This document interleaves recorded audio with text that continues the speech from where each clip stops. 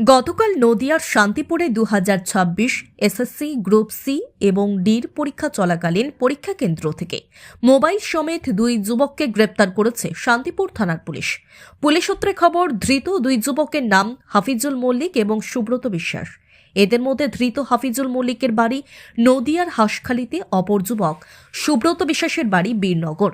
ধৃতদের মধ্যে হাফিজুল মল্লিককে ফুলিয়া বিদ্যামন্দির স্কুল থেকে এবং সুব্রত বিশ্বাসকে সূত্রাগড় গার্লস হাই স্কুল থেকে গ্রেফতার করা হয়েছে।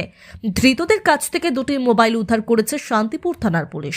পুলিশ সূত্রে খবর, দুই বিদ্যালয় থেকে এই দুই যুবককে মোবাইল সমেত স্কুলের পরীক্ষকরা আটক করে, তারপরে লিখিত অভিযোগ করা হয় শান্তিপুর থানায় এবং খবর দেওয়া হয় শান্তিপুর থানাতে। পুলিশ গিয়ে দুই যুবককে গ্রেফতার করে। আজ 7 দিনের পুলিশ হেফাজত চেয়ে ধৃত দুই যুবককে রানাঘাট আদালতে পাঠায় শান্তিপুর থানার পুলিশ।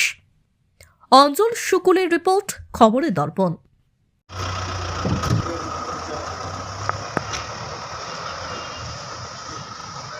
যদি এখনও আমাদের খবরের দর্পণ চ্যানেলটি সাবস্ক্রাইব না করে থাকেন তাহলে এখনই সাবস্ক্রাইব করুন, সঙ্গে বেল বাটনটি ক্লিক করুন আর পেয়ে যান সব খবরের দ্রুত ভিডিও আপডেট।